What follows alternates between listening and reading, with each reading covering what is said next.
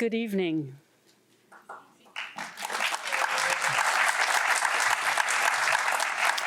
My name is Mary Ann McDowell, and I'm the Associate Dean for Professional Development in the Graduate School.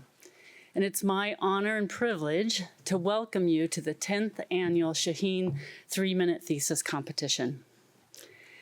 One of the most essential skills researchers must have is the ability to talk to a diverse audience in a way that's both accessible but true to the depth, significance, and impact of their work. Imagine this. You're at a conference, you're standing in the coffee line, you're a little tired from the night before, staying up late, and in front of you is your academic idol, and you know that she has a postdoctoral opening in her research lab. You're standing there, you're freaking out. She turns around, introduces herself, and says, "What do you work on?" You could say, or you could say, "Oh, I study Eurasian studies," but that's obvious because that's the conference you're at. Or you could start talking about some little minutia of your research project without ever telling her what the question is. This is your moment, and you really don't want to mess it up. Instead, it's your time to shine, to communicate the importance of your work clearly, concisely, and passionately. There are countless moments like this that aren't tied to your career.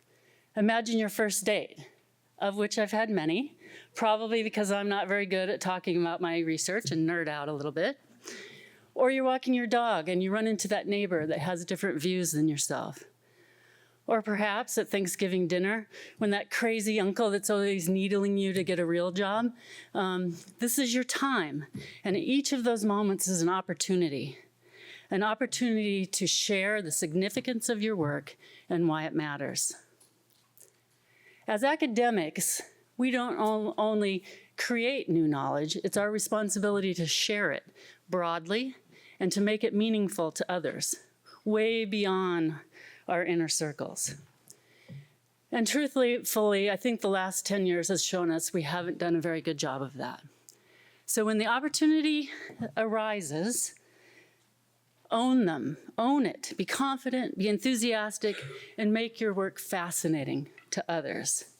And that takes preparation. That's exactly what 3MT is all about. It gives our graduate students an opportunity to shine in the center stage and share their research accessibly, passionately, and clearly. Now, if you didn't pay attention to God speaking to you earlier and shut off your cell phones, I urge you to do that at this time.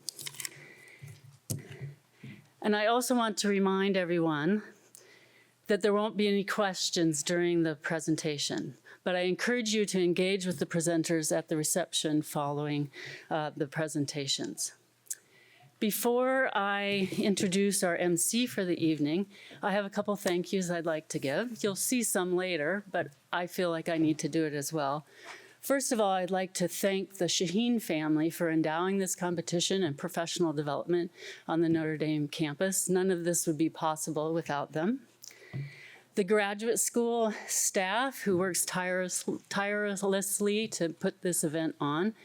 And most importantly, the grad career services team, who are amazing, putting this together, working all night, actually working the last few minutes trying to work out the bugs, but more importantly, spending all the time with our students to make sure that they're able to present their work well. So, time for the MC. To guide us through this evening's event, I'd like to welcome our MC for tonight, the Arts and Letters Director of the Glenn Family Honors Program and Associate Professor of History, Dr. Paul Okebach.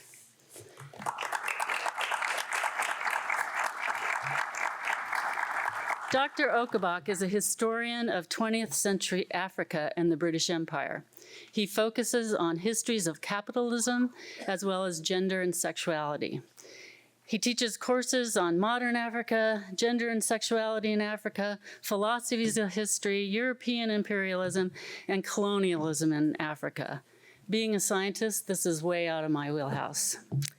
He publishes widely and is the author of An Uncertain Age, The Politics of Manhood in Kenya, which was the winner of the Morris D. Forkash Prize from the American Historical Association, and a finalist for the Bethwell A. Ogot Prize from the African Studies Association. He is currently at work on his second book, Imperial Blend, Kenyan Coffee and Capitalism in the Era of Anglo-American Empire. So I had the opportunity to travel with Paul to Nairobi last spring, and I was really struck by his enthusiasm for his work and for Kenya. So much so, I followed him blindly into a tsunami to visit the sites in Nairobi. Ended up freezing and wet, but it actually ended up being one of the best parts of the trip, just hearing him talk about his work in the area he worked in. He really knows how to make his work accessible and is really the perfect person to MC this event. And as it turns out, I know Paul's sister. She happens to be a faculty member in anthropology, really taking the Notre Dame family thing a little bit too far, I think. Anyway, I considered asking her for a fun fact about his teenage years, one of those little juicy tidbits to embarrass him, but I decided to be a saint and let him keep his dignity. Except for backstage, he told me he was thinking about some improv dance to entertain you all. So maybe at the end you can encourage him to do so.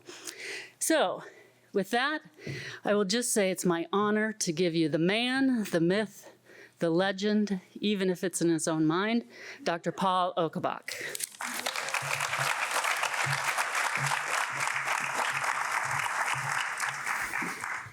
Hey everybody, can you hear me? That's great. I don't know about man, myth, and legend nonsense. I am a man. I bust historical myths in my classes, and I drink margaritas at Legends. That's all you're going to get from me. Welcome to the 10th annual Shaheen 3MT competition. As Marianne said, I'm Paul. I'll be your MC for tonight. I'm excited to be here. I'm so grateful you didn't talk to my sister. Fun fact, my wife also teaches here, so they have hired every Akabak with a PhD at Notre Dame. So tonight, as I said, I'll serve as your master of ceremonies as we enjoy research from some of our talented graduate students from across the university. And we really hope you enjoy the show. Tonight's competition is the University of Notre Dame's version of a competition that takes place at more than 600 global colleges and universities. The goal is to foster intellectual community, curiosity by presenting groundbreaking research in a non-specialist language to a public audience while refining students' academic presentation and research communication skills. As a bonus, there's cold hard cash, but more on that later. Here's how the presentation is going to unfold today. As they present, each scholar will be timed. They have no more than 3 minutes, as you'll see at the center of the stage, to present their research. Their language should be suitable to a general public audience and avoid all technical jargon. They will be supported by a single slide created by the participant. The slide will appear at the start of the presentation and remain static throughout. Tonight we will see 12 presentations from the Colleges of Arts and Letters, Engineering, Science, Mendoza College of Business, and the Keough School of Global Affairs. Throughout the presentation, a two-sided clock will keep time. I will count the presenter in from 10, reset to 3 minutes, and the presenter will begin. Exceeding 3 minutes will result in an immediate disqualification. If a participant sees time running out, they are encouraged to stop and simply say, "Thank you," and scurry off. Again, slide animations will not be permitted, and the presentations have been totally randomized. Our presenters do not know the order in which they will be presenting. I know, so you hear the groans? I'm told that this makes it more fun for them, but not you. I don't know. It certainly makes my heart hurt. But the good news is all the finalists will receive $100 for advancing this far. Further prizes will be awarded to the winners. First place will get $2,000. I almost said $200,000. That would have been amazing. I would have tried to steal that award from you. Now, the first place winner, let me be clear, only gets $2,500. The second place winner will receive $2,000, and a People's Choice Award, who will be voted by you, the audience, will win $1,500. And now I come to our illustrious judges. The judges will be evaluating presentations based on both their comprehension and their content, as well as their engagement and communication. The judges will consider the significance of the research, the suitability of the presentation, the impact and results of the research, the logical flow of the presentation, the enthusiasm and stage presence of the presenter, and lastly, the quality of the slide. So let's meet our judges for this evening. First, raise your hand so we know who you are. First, we have Ted Beatty, Professor of History and Global Affairs and the former Associate Dean of the Keough School of Global Affairs.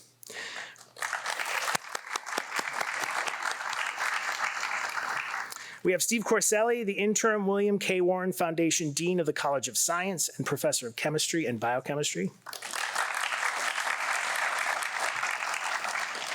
We have Maria Gibbs, the Executive Director of Industry Labs and the first 3MT Notre Dame winner back in 2016.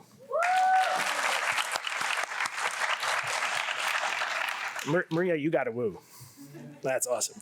Then we have Mike Hildreth, the Dean of the Graduate School, Associate Provost and Vice President of Graduate Studies, and Professor of Physics and Astronomy. Welcome. And last and certainly not least, we have Jeff Ray, the President and CEO of the South Bend Regional Chamber of Commerce. The judges are supported by the Associate Dean for Professional Development in the Graduate School and Professor of Biological Sciences, Mary Ann McDowell, who we just heard from a moment ago. So are you ready? Are you ready? Oh, no. All right, let's let the competition begin. Our first presenter will be Nnamdi Chikere, who will present, quote, Learning Adaptive Bio-Inspired Movement.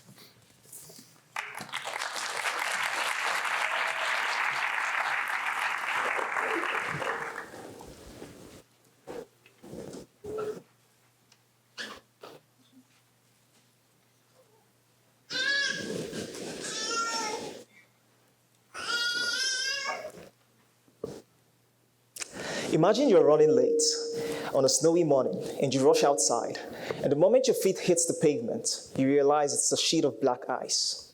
Your movement strategy immediately changes. You take shorter strides and you flatten your feet.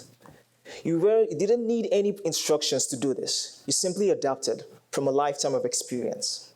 Now, if you were a conventional robot with wheels or legs, you most likely would have failed.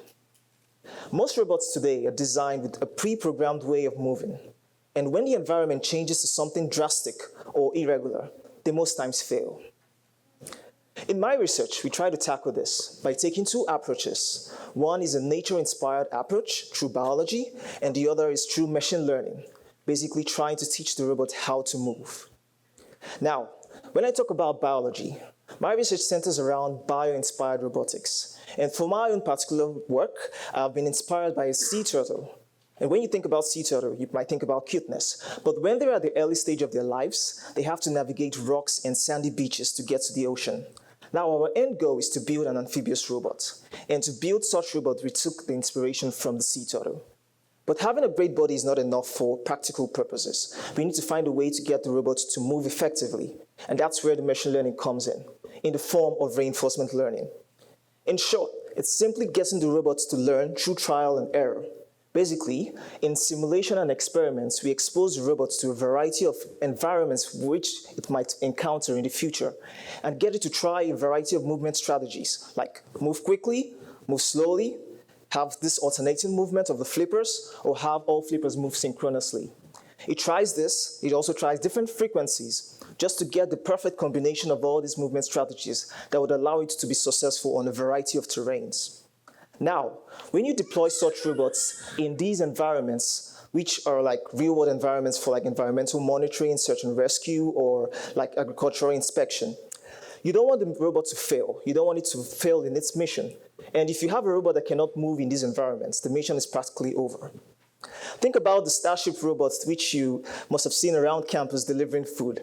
On most snowy afternoons, I see it stuck on snow, and I guess they didn't program this robot to find a way to move when it encounters snow. But my research is trying to bridge this gap. Basically, we're combining nature-inspired design with this experience-based learning to develop robots that are adaptable and useful for real-world and practical purposes. Thank you.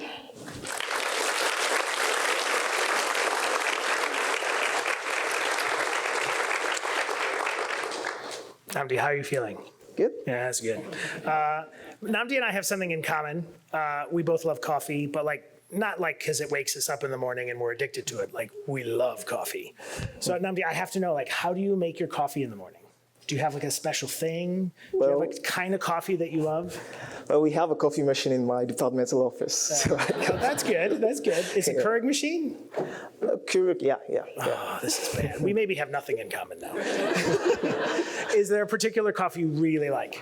There's the Columbia Peaks from Keurig. That's not bad. We have the cup, so we just put it and then get the coffee. You should be drinking Kenyan coffee. Kenyan coffee is the best coffee in the world. And Namdi, I hear you're in the choir. You sing? Yeah, I do. Oh, that's amazing. Thank you. I'm not going to ask you to sing now. That would be too much. Although I do feel we should do an interpretive dance up here or something. Oh, really? A number of times I've been in this theater. Namdi, that's just great. Thank you so much. Thank you so much. Yes.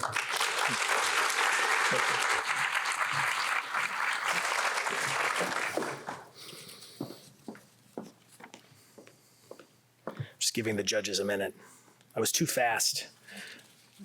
All right. Next, we're going to hear from Father Emmanuel Ojefo, who will present on land, violence, and human flourishing in Africa, why theology matters. Please, let's give him a round of applause.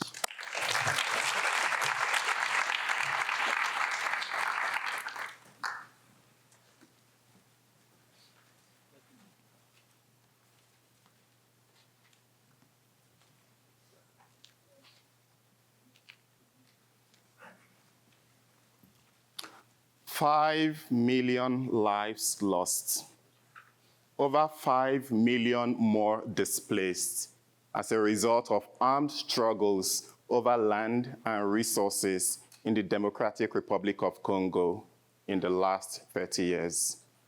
Here's the question: what would our lives as humans look like if we didn't have land to build our houses, grow our food, share our common life with other human and non-human creatures, and bury our dead? Across the continent of Africa, violent conflicts over land are claiming thousands of lives annually and creating a major humanitarian crisis, resulting in the forced dispossession and displacement of families and communities from their homes and lands.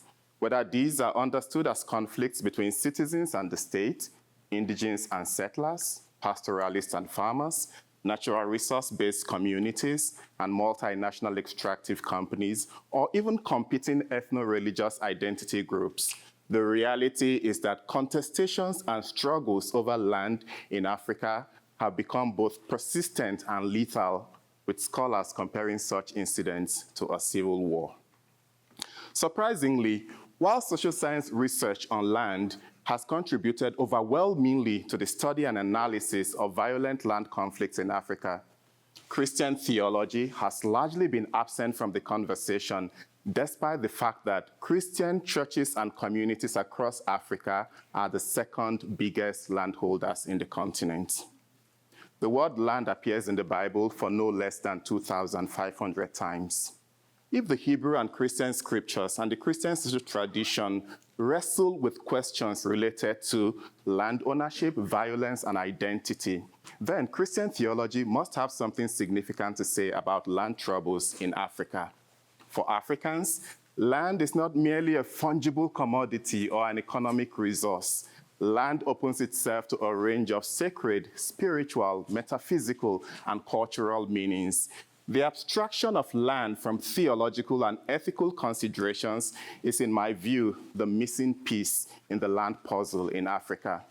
The goal of my research is to paint a portrait of a theological problem and to suggest a better way forward.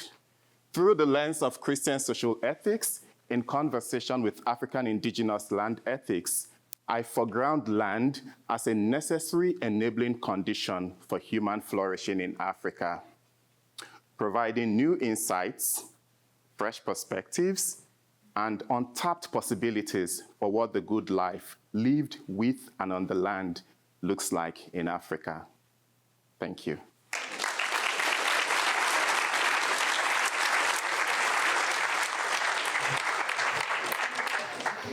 Thank you, Emmanuel. Thank you, Paul. So my notes tell me that you are a fervent vegetarian. Is this true? You are absolutely correct. Have you always been a vegetarian, or did you switch at some point in your life? Since 2004. That's good. That's Yeah. good. That's worth applause there. Do you have a vegetable that is like the manual go-to vegetable? I don't have any particular one, but I love greens. Oh, that's good. Yeah. And do you have was there a dish, like a vegetarian dish that you crave all the time? Like, what's the signature Emmanuel dish? Vegetarian salad. Vegetarian salad.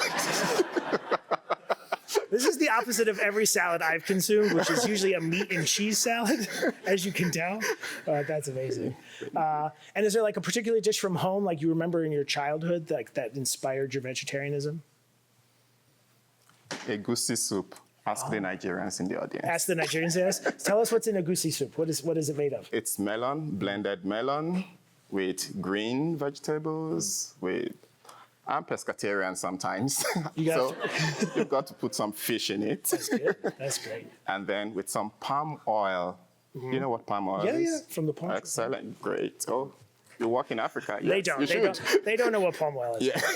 They know what palm olive is, which is connected as historical fact, but I will not get into that. Emmanuel, that was amazing. Thank you so much. Thank you so much, Paul. Thank you.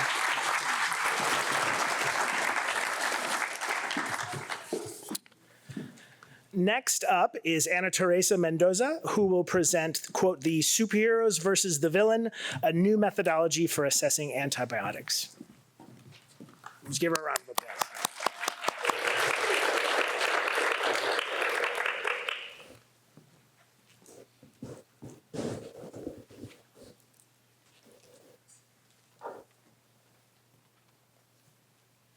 If I went around the room and asked everyone here who their favorite superhero was, well, that debate would take longer than these 3 minutes.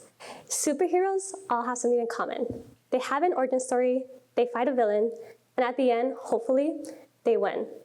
Today, I'm gonna take the same superhero and villain story, but down to a molecular level. You see, we are currently in a huge global antibiotic-resistant crisis. Bacteria are evolving faster than we can produce new antibiotics. So, scientists look to nature for solutions. Many potential antibiotics come from natural products, such as streptozacin, shown up above. Streptozacin is special because it contains 2 internal rings that are crucial for its biological activity. And it's not alone. Many potential antibiotics have similar ring structures. The problem, it is extremely difficult, very time-consuming, and takes a lot of resources to make these rings. But what if we can make these rings in a more efficient manner? Well, that's where my research comes in. My research focuses on finding a new way or creating a new methodology to making these rings. And I do that by starting off with a peptide, a chain of amino acids, the building blocks of life. One of these amino acids is cysteine, represented by the red spear, or through sulfur, the letter S. Coincidence? I'll let you decide. Cysteine is unique. It's super reactive. It likes to attack. All we need to do is give it a villain. So I built the peptide and attached the villain in a single clean reaction. Cysteine recognizes this villain and attacks, and the fight is over in under 10 minutes.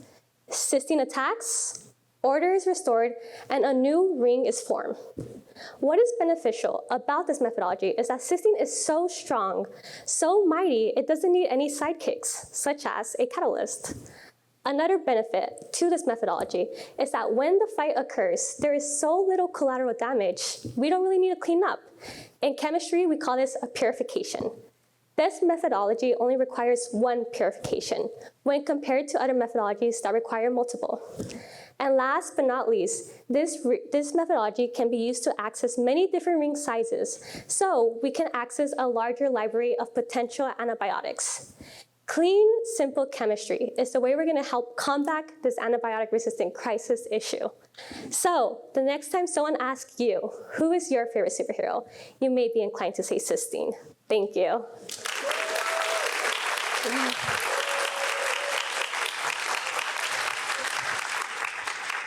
Thank you, Anna Teresa. Thank you. So Anna Teresa and I also have something in common. We like cats. Yes. I've heard that you have a cat that does tricks. I do, yes. I taught him, his name is Cosmo. I taught him how to like give a handshake, how to like spin around, how That's to like sit. a dog. Yeah. Cats are better than dogs. In this Yeah, case. I would agree. Probably I've alienated half of the audience. See, now my cats know no tricks. They just trick me into like doing everything they want. It's terrible. Okay, so this is a really funny thing. So you have mentioned a particular musical artist that you like. Yes. Because I am so old, I have spent hours on the internet trying to accurately determine how to say his name. So who is it that you like and why? So A$AP Rocky, and it's it's a really cool story because I'm from California, so I went antique shopping. I went antique shopping and I saw him come out of the store, and I was just like starstruck. He was right. He was antique. He was antiquing too. Did he like come out with something? He came out with like 2 full bags. What does a rapper antique? What does he buy in an antique? I have no. I was too focused like on him to like look. Yeah. Oh, that's wild. Thank you, Anna Teresa. Thank you so much. Thank you. Thank you guys. Thank you. Thank you. I've learned so much about hip hop and antiquing already. This is so great. Our next guest presenter will be Mariana Fernandez Espinosa. She's going to be presenting on Beyond the Screen, Giving AI Eyes and Ears. So please welcome Mariana.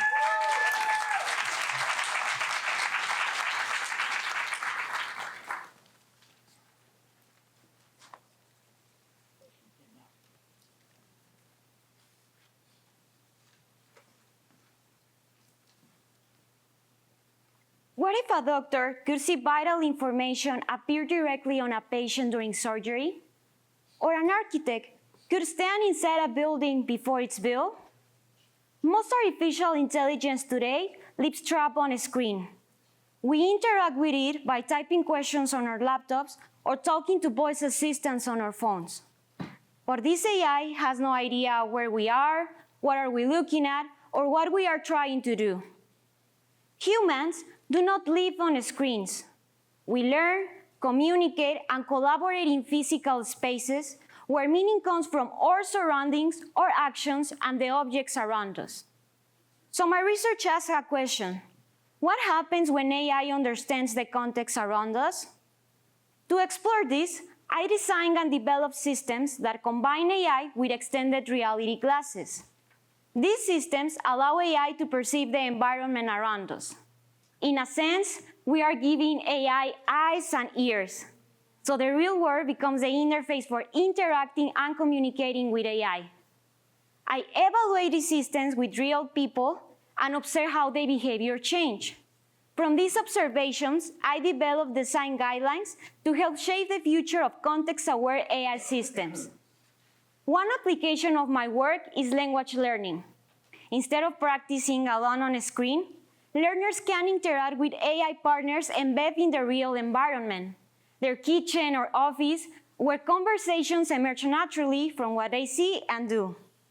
Another application focuses on memory. When AI understands physical space, it can help people recall where you left your keys by reasoning about the space they were in. Across my research, I collaborate with interdisciplinary teams, including educators and neuroscientists, to design systems that augment human abilities when human perception or memory alone is not enough. We found that when AI understands people's physical context, interactions become more natural, engaging, and effective. More importantly, people stopped treating AI as just as an assistant. They started working with it as a collaborator. This matters because human abilities are powerful, but not perfect. By bringing AI into the real world, my research explores how technology can extend our perception, memory, and our decisions right where they happen. Because the most important information in your life, it's not on your screen, it's around you. Thank you.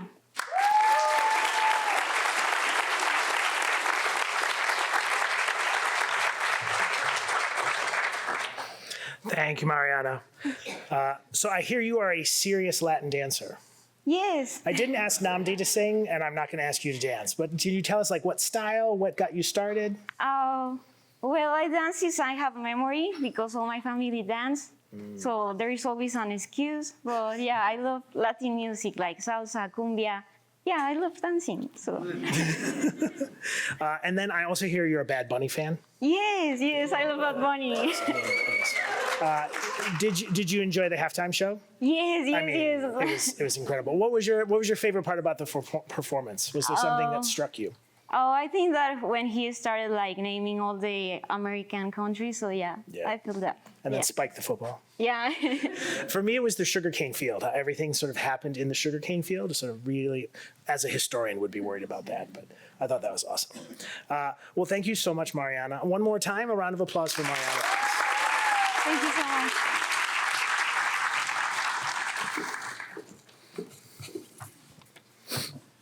Our next presenter will be Sunan Chian, who will present GG or EZ, the contagion effect of toxicity in online gaming. Please welcome Sunan.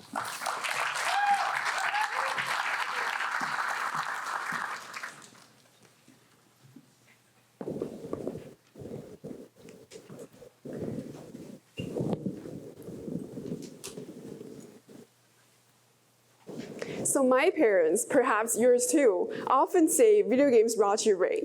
So my research shows they can, but not in the way you think. I am such a heavy gamer.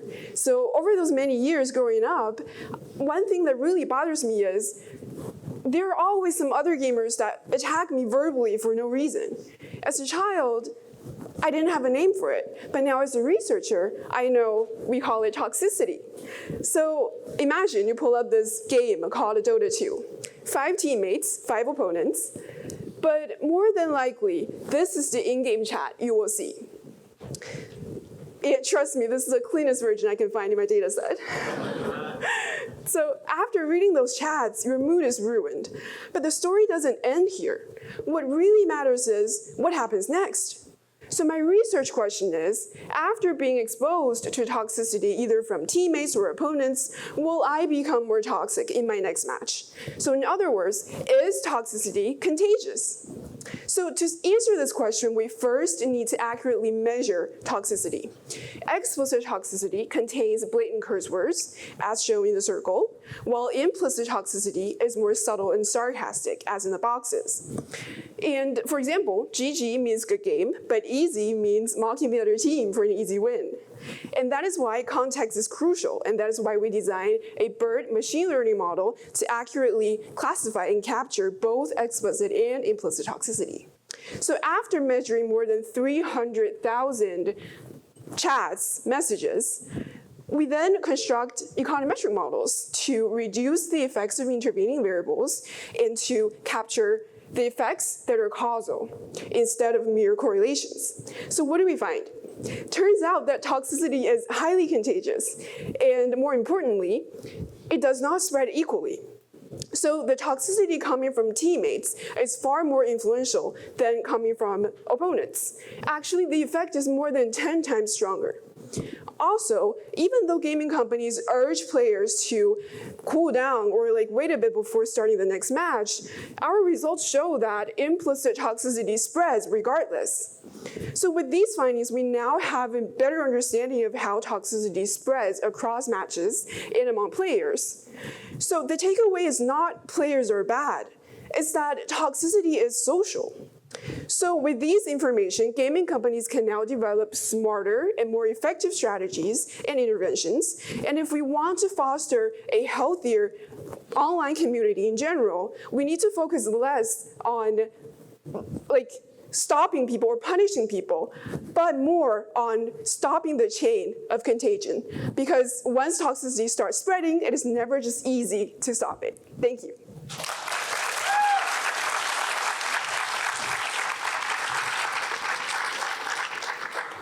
Thank you, Sunan. I don't know whether to be more fearful or more hopeful now for my children who are at home, probably online gaming. So you are yourself an online gamer. Yes, I am. And what kind of games do you like to play? What is your skill set? Okay, so I have to be very honest. For this type of game that I'm researching, I am such a bad gamer. Like, I'm so bad at this. But I am personally very good at doing like first-person shooting games, which is like another type of game that is also very toxic. But in general, since gaming has become like work for me, I have kind of lost the fun in like playing games. I can so see that. Yeah.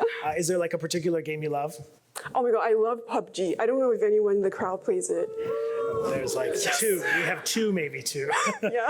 But what's amazing is that you don't just like have like first-person shooter skills in like the gaming world. You literally have them in real life. Is that true? Oh yeah, I have practiced Olympic 10-meter air pistol shooting. Did you hear that? She like subtly backed away. She was like, "I am practicing Olympics like pistol shooting." Like that's pretty amazing. Oh, thank you. Yeah, that's amazing. All right, well, let's give Sunan one more round of applause. Thank you so much.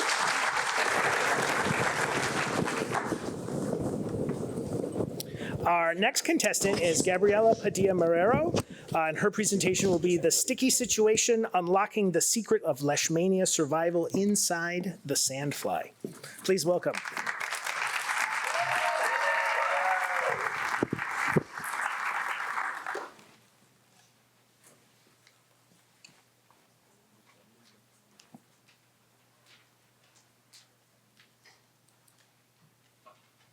Have you ever been bitten by a mosquito? I just gave y'all a second to really reminisce on the last time that you did, right? Well, now imagine being bitten by a tiny fly instead, and your wound doesn't get better, but actually gets worse. This happens to people in some of the world's most vulnerable communities when they are bitten by a female sandfly infected with a parasite called leishmania. Leishmaniasis, the disease caused by the leishmania parasite, can be lethal, and it has about 1 million new cases annually. Look around. That's about 3,000 times the amount of people that are sitting in this very room. The disease is spread when the fly bites an infected individual and essentially eats the parasite. Once inside the fly, the parasite faces a rather sticky situation. If it doesn't attach to the fly's gut, it will be pooped out with the blood meal it was ingested with, becoming unable to fully develop and infect the fly. So its entire survival, what's standing between infecting humans and poop, is their ability to hold on for dear life, literally. And get this, the details of this interaction remain a mystery. We hypothesize that this is due to mucins, sticky, sugar-covered proteins that line the fly's gut. You can think of them as the cousins of the Mucinex monster, thick, gooey, not evil this time, and potentially covered with parasites. My work aims to test this hypothesis by isolating the proteins from the gut, identifying the sticky protein, and determining its exact role in this adhesion process. So I took a bunch of guts from a bunch of flies, and I analyzed their protein composition. And I found a mucin. This is a very good thing. So now, I plan on determining the mucin's relationship with the parasite. And if found to be essential for attachment, it could become a powerful target. Imagine a vaccine that could prevent this interaction, stopping the parasite from sticking, surviving, and infecting. By taking advantage of this sticky situation, we can maybe put an end to the leishmaniasis disease and stopping the parasite's life cycle, ending a disease that affects millions and continues to spread worldwide. Thank you.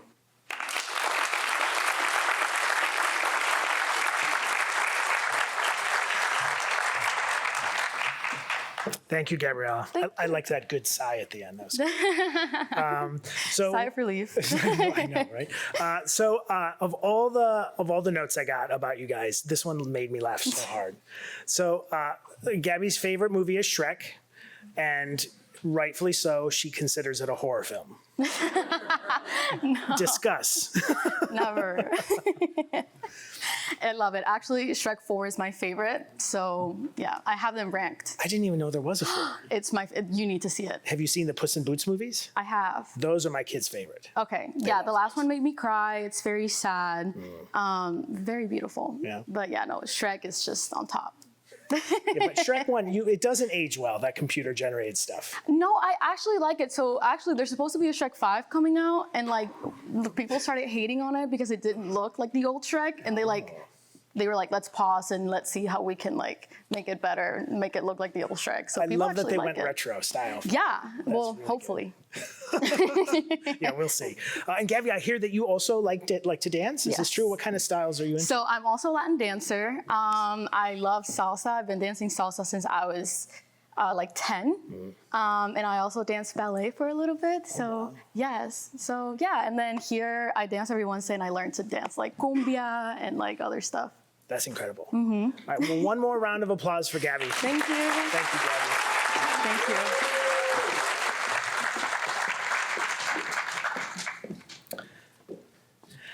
Next up is Ann Noor, who will present on intervening when it matters to prevent suicidal thoughts. Welcome, Ann.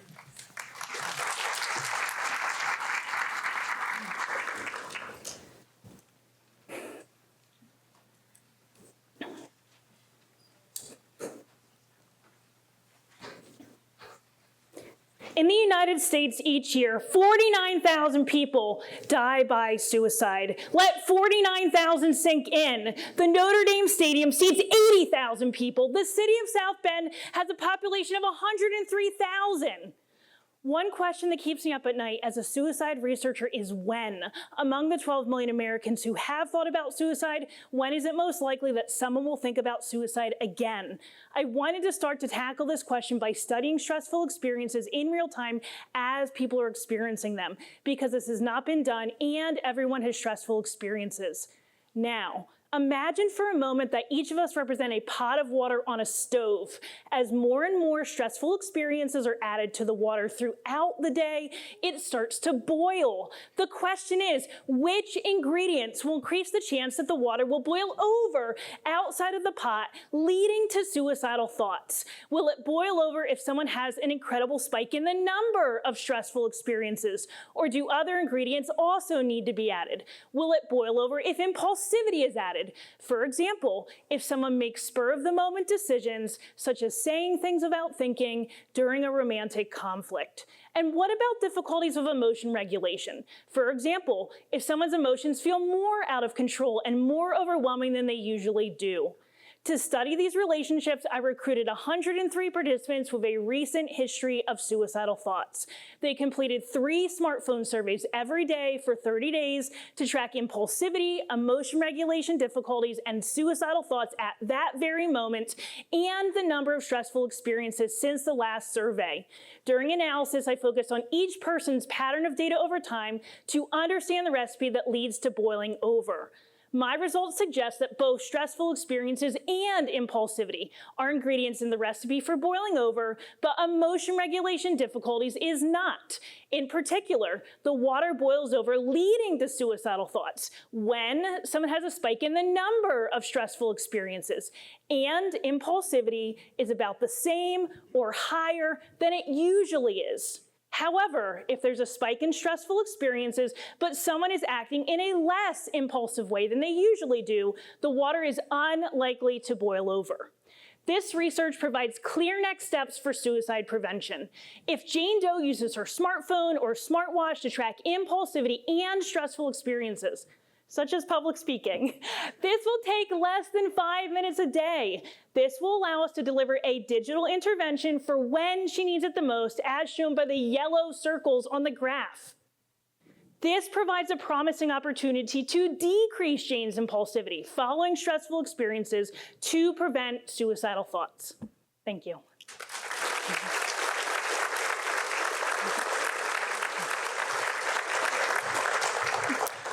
Thanks, Anne. Yeah. So Anne and I and Namdi all have something in common. I love that the grad students have said coffee multiple times in their notes. It tells us how overworked maybe they are. So, and you are an avid coffee drinker as well? I do, yes. Do you have coffees you like? I do. I actually like the at the South Bend Farmers Market. They have a coffee there. Then I like to buy that and make cold brew. Who makes it? Do you remember? It's just like a stand. I forget what it is, but yeah, really good. I also just love that you go to the South Bend Farmers Market. Thank you for doing that. Highly recommend.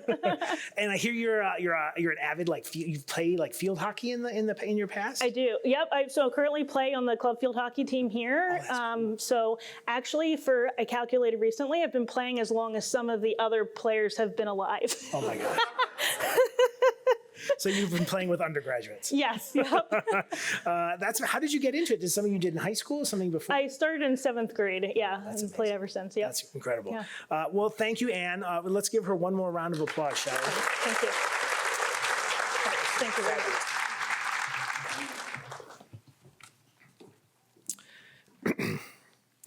Next up is Maria Elena Bevilacqua, and she will present on, quote, keeping the human in humanitarian, the effects of artificial intelligence on donations to humanitarian organizations.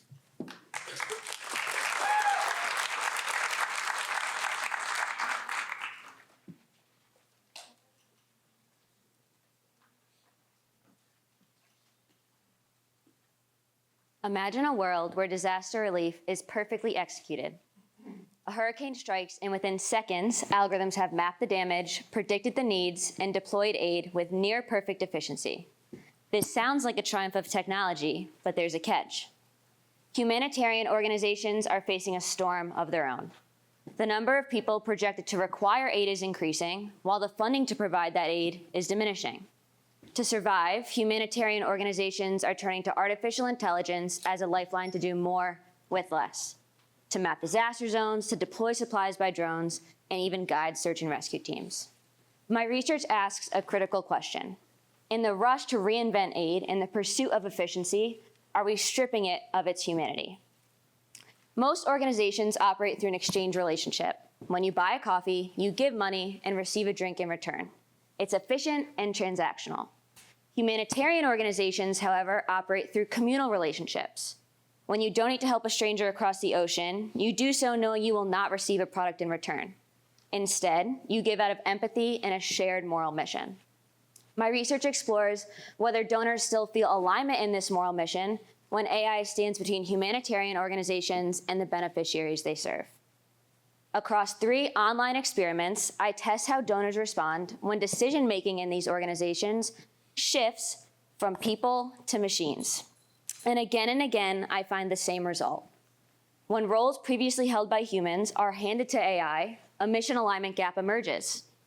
Donors perceive AI as logically brilliant, but morally hollow. It's emotionless, rigid, and detached from the heart that makes humanitarian work special.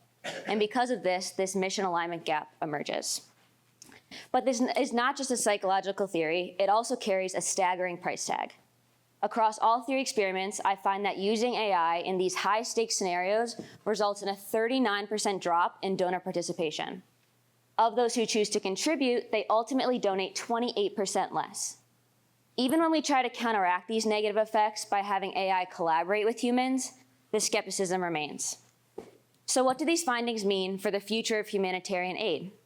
As these organizations turn to AI to survive shrinking budgets but growing needs, they must be careful that their innovation does not come at the cost of their mission. When donors feel that efficiency outweighs empathy, funding suffers, and so does impact. And so if this technology replaces the human connection that defines humanitarian aid, the generosity that sustains it may begin to fade. Thank you.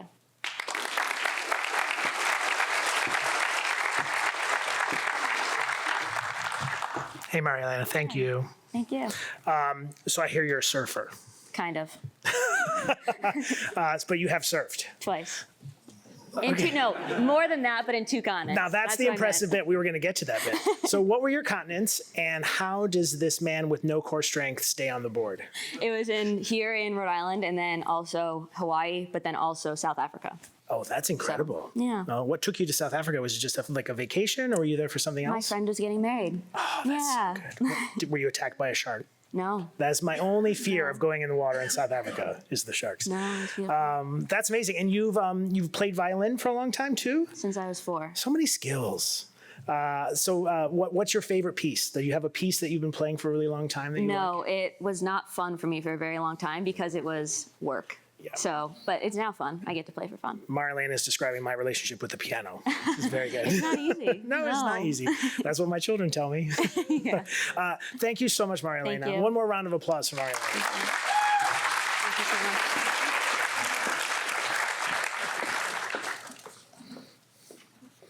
I'm worrying I'm rushing our judges. Are we good, judges? Okay.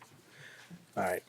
So our next presenter is Amio Ritwick, who will present, quote, From Breath to Condensate, a Needle-Free Path to Clinical Readouts. Amio. Let's give him a round of applause.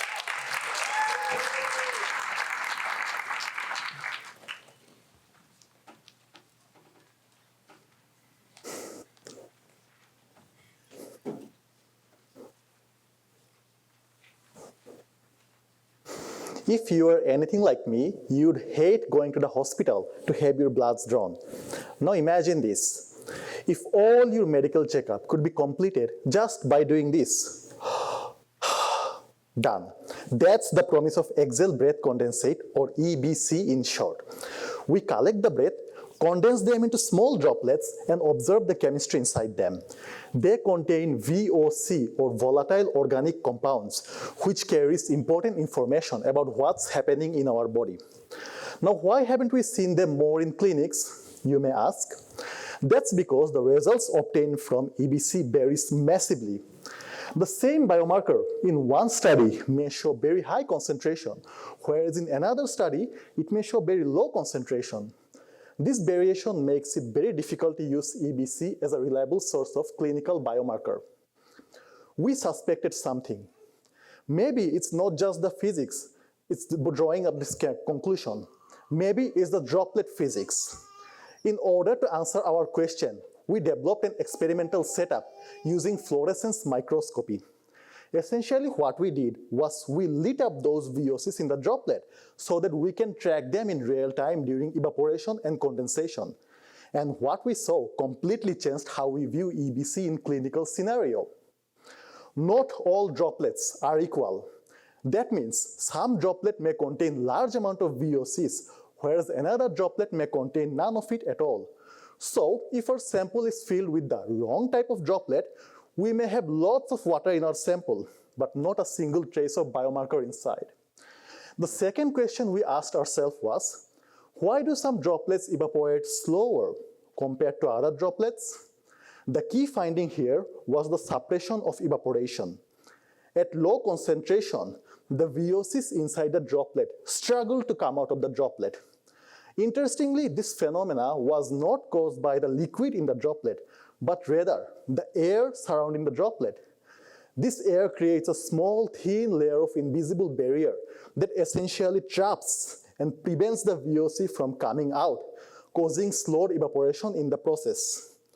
Now, what does all of this mean to us clinically? It means that if we understand the physics behind the droplet, we can control it, model it, and predict it. We can develop an experimental setup with controlled temperature, humidity, and airflow that can maximize the collection of our samples from exhale breath. As such, with the research going on, hopefully the day is not that long when we can walk out of a clinic with one less bandage in our hand. Thank you.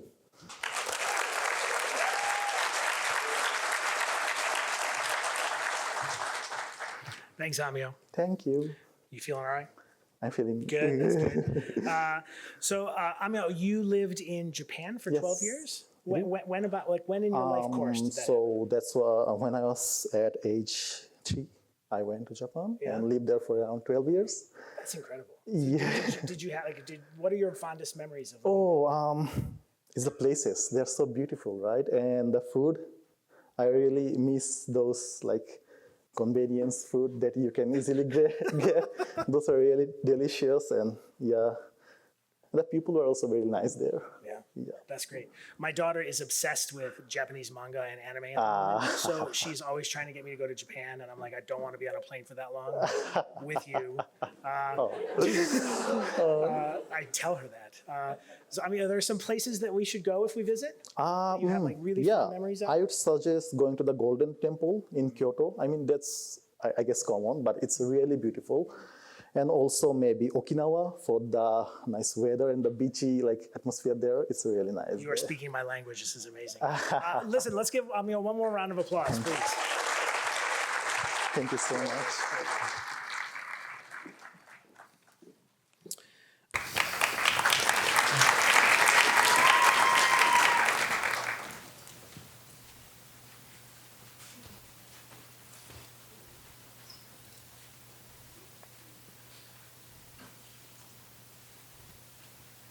Fluorescence imaging can help us visualize and understand things we typically cannot see. It can shed light to questions such as, what does a cell look like? And where's the cancer tissue hiding in a cancer patient? That is why I work with fluorescent dyes. Specifically, I work with fluorescent dyes that emit light with long wavelengths, because the longer their wavelength, the deeper their tissue penetration, and the greater the resolution.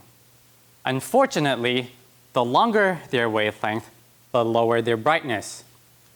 As you might have noticed, an image with poor lighting can be hard to discern. The subject gets lost, leaving the viewer in the dark. I mean, how many of us had a hard time following some scenes in the Harry Potter movies? I know I did. In my research, I made a near-infrared 2 squarane, which is a long wavelength fluorescent dye as shown on the bottom left. Due to its structural flexibility, it can rotate, wiggle, and perhaps even go square dancing. Instead of devoting its energy to emit light, it loses energy easily through motion, further leading to its abysmal brightness. So I thought if I could put something around it to bind its movement, I could enhance its brightness. Here's the thing about squaranes. If you like it, you should put a ring on it. So that's what I did. I encapsulated the squaranes with different sizes of macrocyclic rings. Through rigorous analysis, I was able to prove that the squaranes are positioned nicely within the cavities of the macrocyclic rings as shown on the bottom right. Using a combination of computational and physical experiments, my collaborator and I found that the bigger the ring, the better they are at restricting the squarane's rotation. Much like in real life, putting on a ring greatly restricts one's freedom. But before any of you call off your engagement, what might seem like unnecessary restriction actually leads to an immense enhancement in brightness. Look how brightly we glow. Similarly, putting a ring on a squarane greatly enhances its brightness, which is important to creating and capturing a brighter and clearer fluorescent image. Thank you.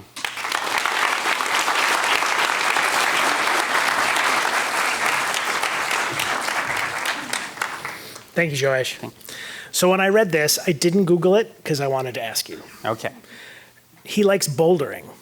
And I imagine picturing you like walking up the side of a very large hill trying to push a boulder up it. No? Is this not it? No, so it's rock climbing shorter without a tightrope, basically. Wait, what? Like tightrope as in like Like without the harness, because it's short enough. Like if you fall, you might hurt your ankle, but you'll be alive. So we're not like seeing you like scaling skyscrapers in like Taiwan or something. No. No, okay, that's good. That's good. And George, this is incredible. As someone who speaks English and very badly some other languages, you speak 4 languages? Yes, yes, I do. Which ones do you have in your repertoire? So I speak English, Mandarin. If you count Cantonese as a language, some people count it as a dialect, so that would be the 3rd. Yeah, and Malay would be my 4th. That's incredible. Well, Josh, thank you so much. Let's give Josh one more round of applause, please.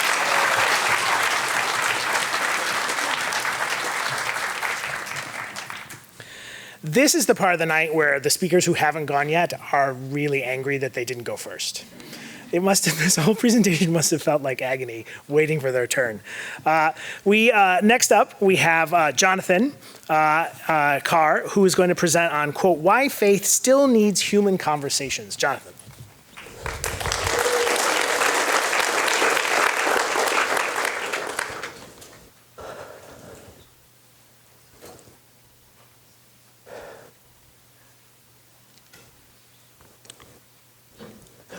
We live in a time where a machine can read scripture, write a homily, or answer your questions about God in seconds.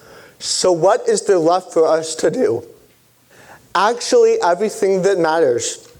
This is because theology has been about dialogue with one another. Because when we talk to other people, we can learn new things from people with the same or different faith traditions.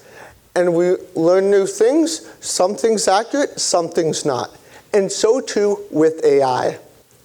Large language models that we use like ChatGPT are sometimes incorrect. So therefore we should trust but verify them.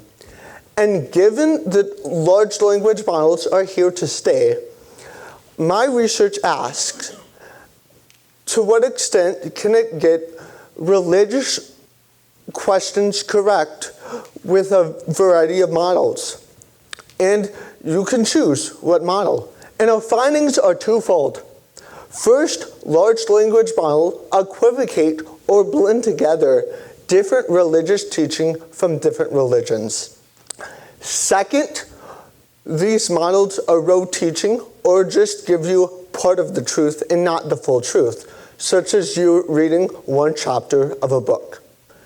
So at the end of the day, it is up for you to choose what model to select.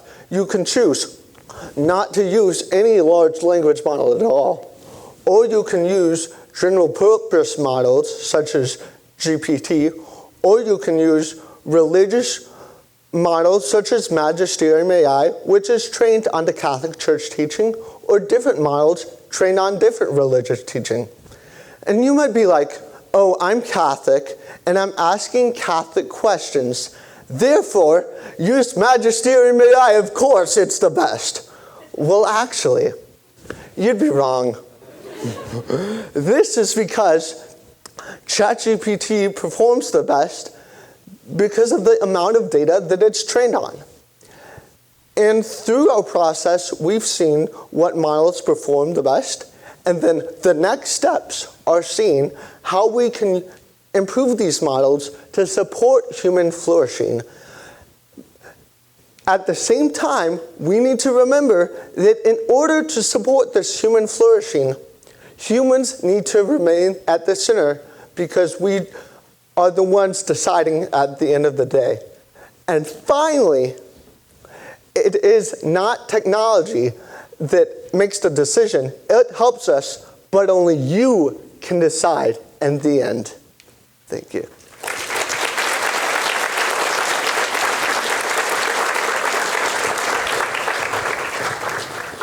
Thanks, Jonathan.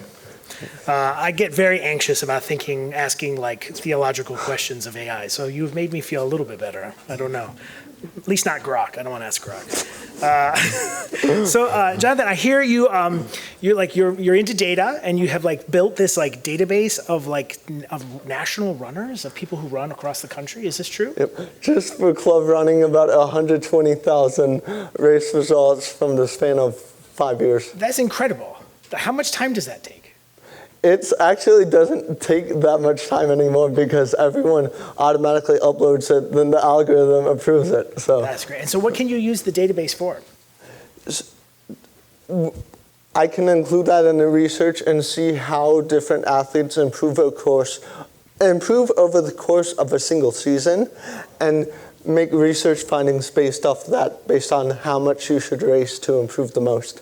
That's incredible. I need to get him hooked up with my sister, who literally works on similar things. This is exciting. And I think, Jonathan, you're the only among us. You're the only dual degree candidate. Is that true? What are the degrees? Computer science and theology. Well, that makes sense. I mean, I could have predicted that. So, Jonathan, thank you. One more round of applause for Jonathan, please. Thank you.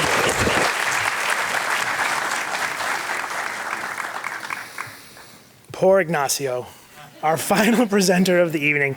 So last and certainly not least is Ignacio Garachicando, who will present on, quote, enhancing urban biodiversity. Ignacio, please give him a warm welcome.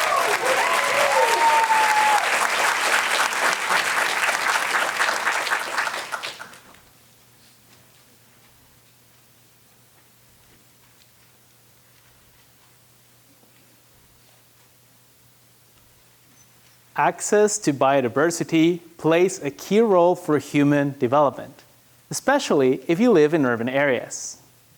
A forecast by the United Nations estimates that in the next 25 years, over 7 billion people will live in urban areas around the world.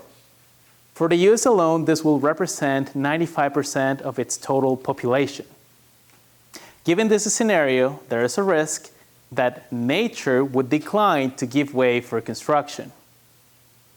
So, biodiversity in a simple form is defined as a set of living organisms, plants and animals that live and interact in an area. And we all benefit from biodiversity.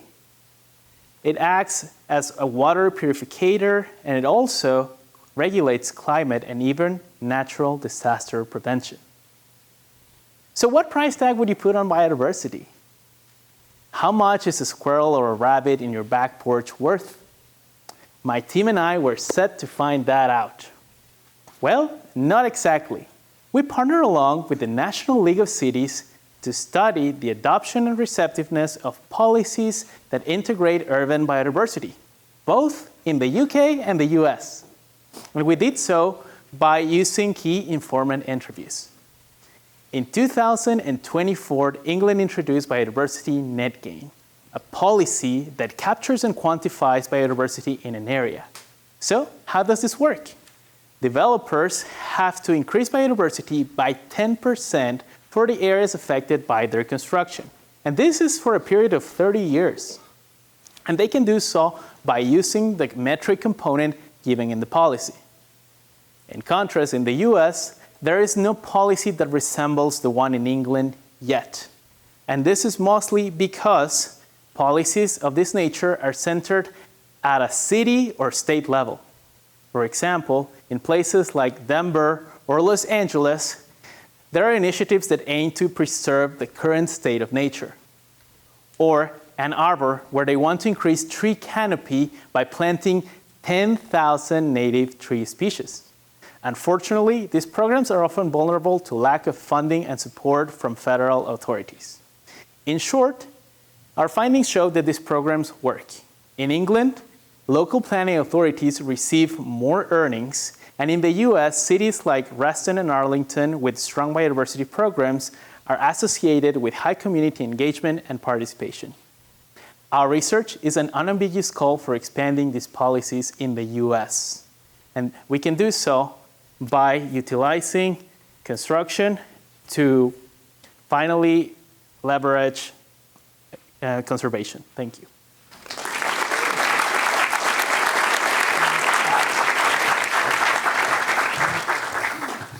Thank you, Ignacio. How you feeling? Good. How are you? I'm good. It's getting late. No, I'm just kidding. So you, Ignacio, you coach, this is incredible. You coach the ND debate team? Yes. I mean, I have so many students who are very opinionated, so I can imagine Notre Dame is rife with, debaters in motion. It was definitely a terrific opportunity. I approached the debate team when I arrived to Notre Dame because I did debate in undergrad. That's cool. And although I can no longer compete, I wanted to make sure that in a way I could still be part of debate. So they received me, and ever since we've been traveling to places in Chicago, we went to Vanderbilt, and they've been doing great. And to be fairly honest with you, at the beginning it felt super odd as a non-native speaker to coach students on how they could improve their arguments. Oh, that's great. Do you have 2 debate tips for the audience? Things that when we are debating with our partners, life partners, that could assist us? Oof, with life partners, it's just. Well, let's just pretend. Let's drop the life partners. I'm just bringing my own baggage to the table. No, always be confident on the arguments and demonstrate them with examples. I think that's the best I can I tell love you. my 3 examples. There are 3 reasons why. Notre Dame must be the perfect place for you because you love swimming in lakes. Yes, and actually it's something that I've been doing with my dog over the summer because he loves to swim. So I know when we get close to lakes and even the sea, he wants to go there. So it's in a way he forces me to exercise with him. And there are no sharks. No. That's what my kids tell me. We can go here because there's no sharks. Ignacio, thank you so much. One more round of applause for Ignacio. Thank you.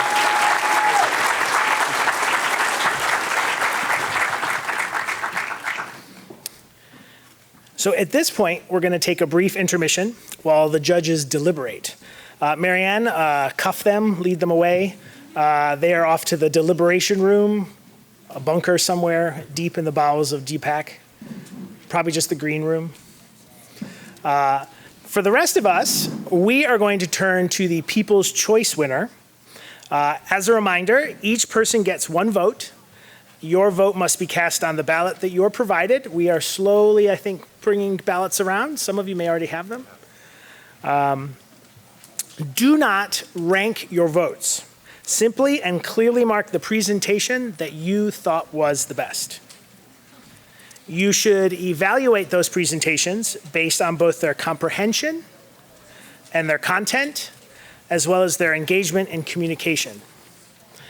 Consider the significance of the research, the suitability of the presentation, the impact and the results of the research, the logical flow of the presentation, and the enthusiasm and stage presence of the presenter.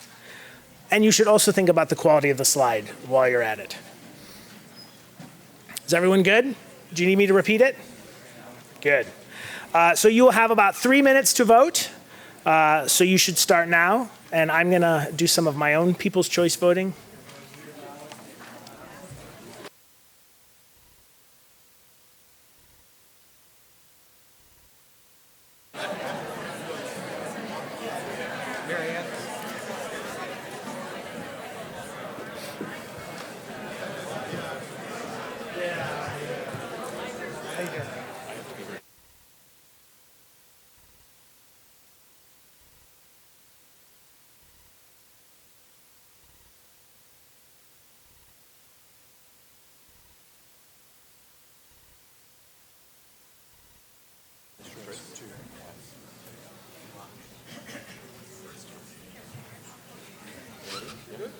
Tom, we good? Cool. The judges have returned. They do not have any blood on them. There's no scratches. There's no bandages. So it's good. I told them you took so long. That was a sign of like how good they all were. So that's exactly. Yeah, one more round of applause for everyone.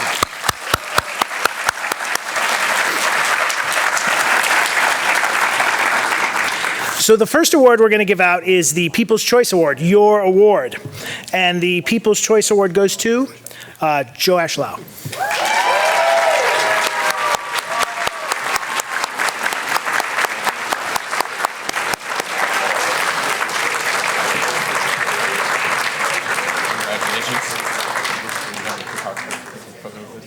Who's the you can take here? Okay, good.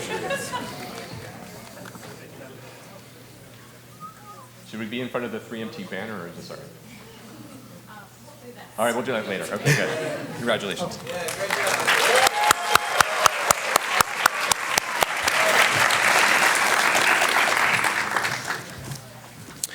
And now for our runner-up of this evening.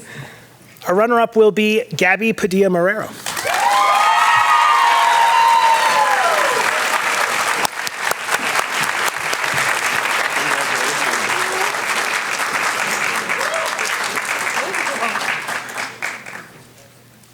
Thank you.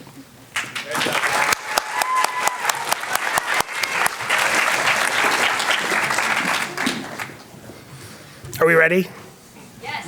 All right. So this year's winner, I'm pleased to announce, is Maria Elena Belacqua.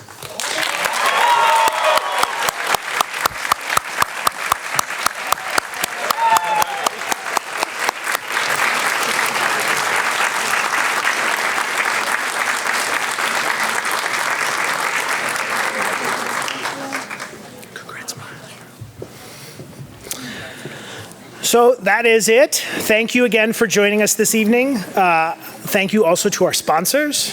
They are listed above. And thank you, the audience, for attending, for voting, for giving us your rapt attention. Again, to our 12 participants this year, thank you so much.